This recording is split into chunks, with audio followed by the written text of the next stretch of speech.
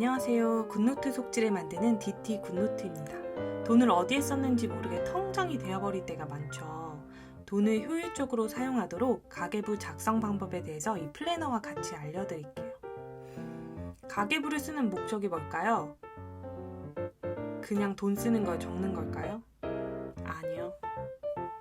돈이 사용되는 건 눈에 보이지가 않아요. 그런 돈의 흐름을 파악하기 위해서고요. 그래서 불필요한 지출을 줄이는 거예요. 그리고 예산의 목표에 맞게 지출하는 거예요. 그게 가계부를 쓰는 목적이에요.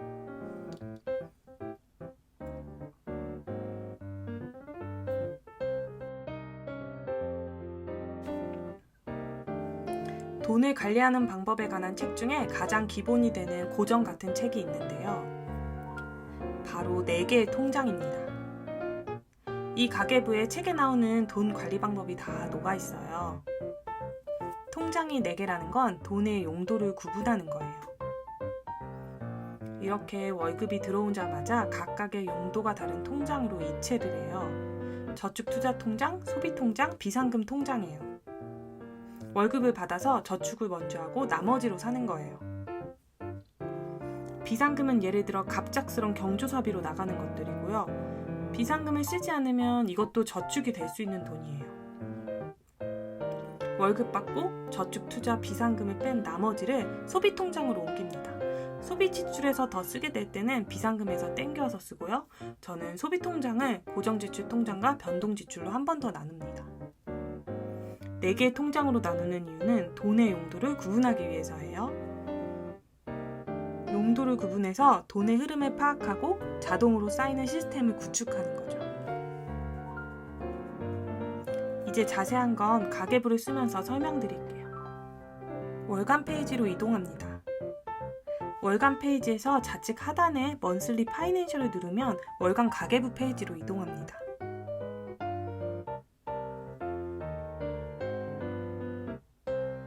주간 페이지로 가볼게요. 주간 하단에 위클리 파이낸셜 버튼을 누르면 주간 가계부로 이동합니다.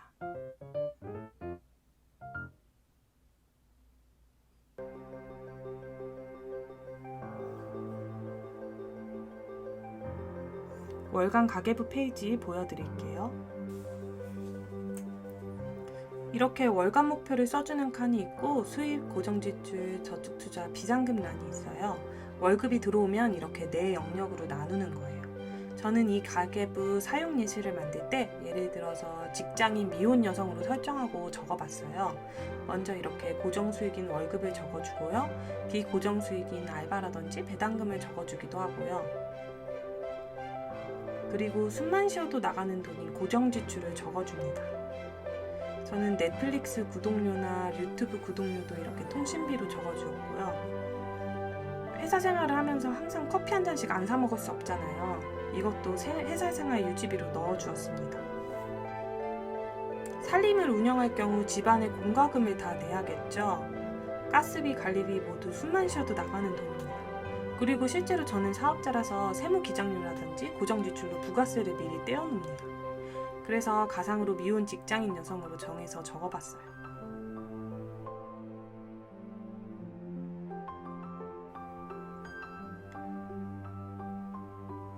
비상금은 갑작스럽게 나가게 되는 경조사비도 되고요. 여행은 가도 되고 안 가도 되는 필수사항은 아니니까 비상금 항목에 놓고요. 여기서 경조사비가 안 나갈 수도 있고 여행을 안 갈 수도 있어요. 그러면 비상금이 남게 되죠. 안 쓰고 남았다면 그건 다음 달에 저축할 수 있는 돈이 돼요. 저축 부분에 저축과 투자하는 것을 적어두는 거예요. 이것도 월급 받자마자 저축할 돈을 떼어놓고 나머지를 쓸 수 있도록 분리하는 거죠. 저축이나 투자 성향은 개인마다 달라요. 미래에 꼭 필요한 돈을 모아야 하고 안정적인 걸 추구한다면 원금 보장이 확실한 적금이 되고요. 저는 미국 주식을 주로 해요. 주식으로 돈을 버는 방법은 가치가 낮게 평가된 걸 찾아서 낮은 금액에 사서 비싸게 파는 거잖아요. 저는 그렇게 하진 않고 베스트셀러를 사서 모아요. 예를 들어 구글이나 애플 이런 거대 우량주를 사서 오랫동안 묵히며 모아가는 편이에요. 위시리스트는 사고 싶은 걸 적어두고 바로 충동 구매하지 않도록 하는 거예요. 중요도도 생각해보면서 적어도. 노머니데이는 한 달 중에 내가 돈을 안 쓴 날을 체크해 나가실 수 있어요. 한 달에 5번을 내가 노머니데이로 살아보겠다. 이런 목표를 세워서 채워가 보실 수도 있고요. 그리고 우리가 이렇게 기록을 하는 건 더 나아지기 위한 거니까 평가를 해야겠죠? 꼭 한 달이 끝나고 이번 달에 평가를 해주도록 해요.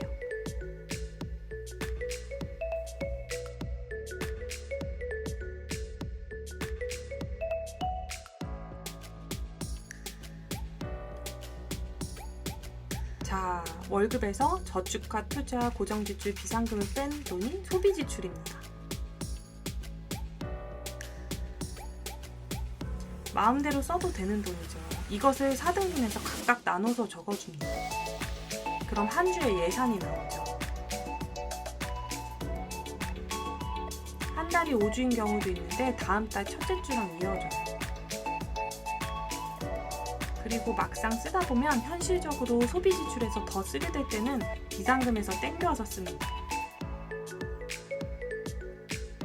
그리고 소비 지출에서 남게 되면 그걸 비상금에 넣는 거예요. 이번 달에 아껴 써서 여행을 가야 한다든지 하는 식으로요. 그렇게 서로 보완하는 게 비상금이에요.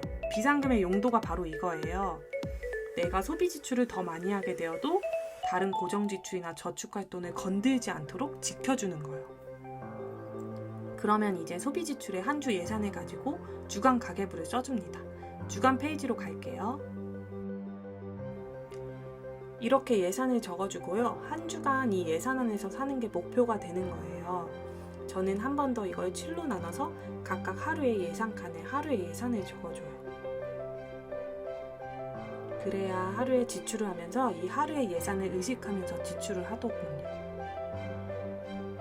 돈을 더 많이 지출했다 싶으면 밸런스를 맞춰주기 위해 내일 들 쓰고요. 하루의 예산은 잘 보이게 형광펜으로 표시해 주었어요. 그리고 돈이 나갈 계획이 있는 것도 여기 예산안에 적어줍니다. 누굴 만난다든지 돈이 쓸 일이 있는 건 예상 가능하고 계획을 세울 수 있잖아요. 돈이 나갈 걸 예상하고 계획 이외의 소비들을 줄이기 위해 쓰는 거죠.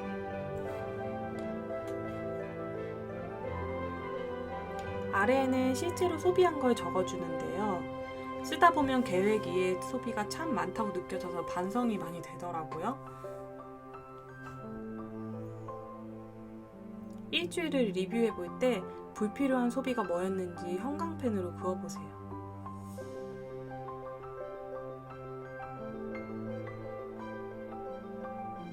머그컵이랑 목도리는 있는데 또 샀고 수지침은 사놓고 안 쓰게 되네요. 카드 내역이 자동으로 기록되는 것보다 이렇게 가계부를 수기로 작성하는 게 좋은 건요. 쓰면서 생각할 수 있는 시간을 가지고 심리적으로 잘못된 소비 패턴을 더 확 잘 느끼실 수가 있어요. 위에 상단 탭 파이낸셜을 누르면 가계부와 관련된 페이지들이 나옵니다.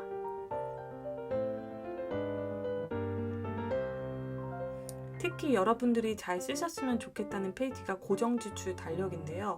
매월 빠져나가는 돈이 언제 어느 은행으로 빠져나가는지 적어두는 거예요. 특히 목돈이 빠져나갈 때는 이렇게 다가오는 날짜를 보면서 대비를 할 수가 있고요. 아래 날짜를 적지 않은 칸은 카드로 빠져나가는 걸 적어두는 거예요. 빠져나가는 날 돈을 내야 되는 게 아니라 카드 결제일에 포함돼서 지출한 돈이 나올 테니까요.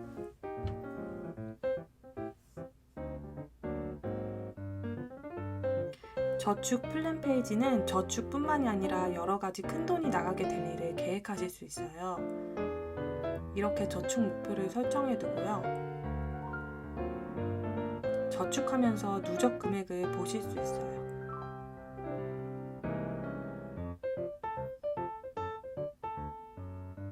가계부에 대한 내용은 여기까지입니다. 가계부 쓰면서 2022년에 모두들 부자 되시길 바래요. 시청해주셔서 감사합니다.